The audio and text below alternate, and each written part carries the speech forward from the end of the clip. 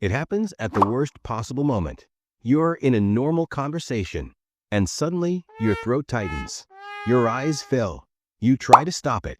You try to control it, but it happens anyway. And people notice. They say things like, "Why are you crying? It's not a big deal. You're too sensitive." And in that moment, you start wondering, what's wrong with me? Why do I cry so easily when everyone else seems fine? But here's the truth no one tells you. You don't cry easily because you're weak. You cry easily because your brain works differently. Part 1. Your brain feels more faster.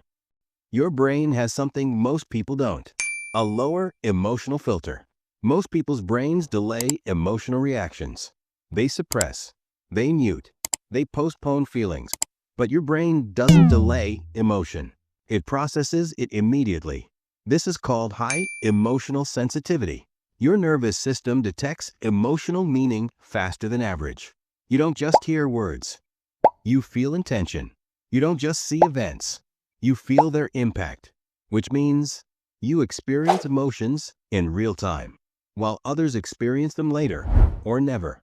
And this leads to one powerful question. Is crying weakness, or is it awareness? Part 2. Crying is your brain releasing pressure.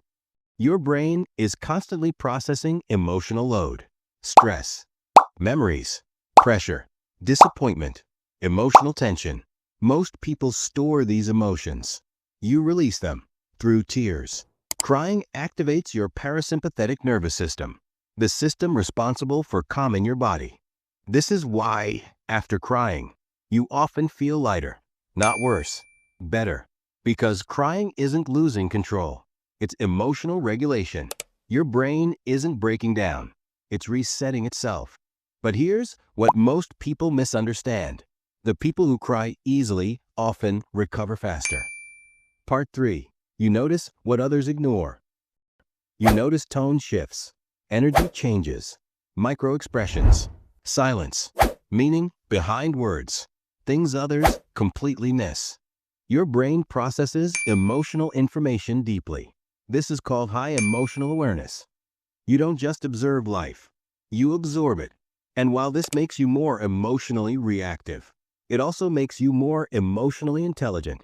But it comes with a cost. You feel everything, not just the good, but the heavy. And this raises an uncomfortable truth. Maybe the problem isn't that you feel too much. Maybe others feel too little. Part 4. Crying means your brain isn't numb. Over time, many people emotionally shut down. Not because they want to, because they had to. Stress, disappointment, pain. Their brain adapts by suppressing emotional response to survive. But your brain didn't fully shut that system down. You stayed emotionally open, which means you stayed connected to meaning, to people, to moments, to life. And in a world where emotional numbness is common, emotional openness looks like weakness, even though it's not. It's neurological honesty. Part 5. Crying is linked to stronger emotional strength. This sounds backwards, but people who cry easily often have higher emotional resilience because they release emotions instead of storing them. Suppressed emotions don't disappear. They accumulate. They become anxiety, burnout, emotional numbness. But when you cry, you prevent emotional buildup. You process emotions in real time. This keeps your nervous system balanced, which means crying isn't emotional instability. It's emotional maintenance.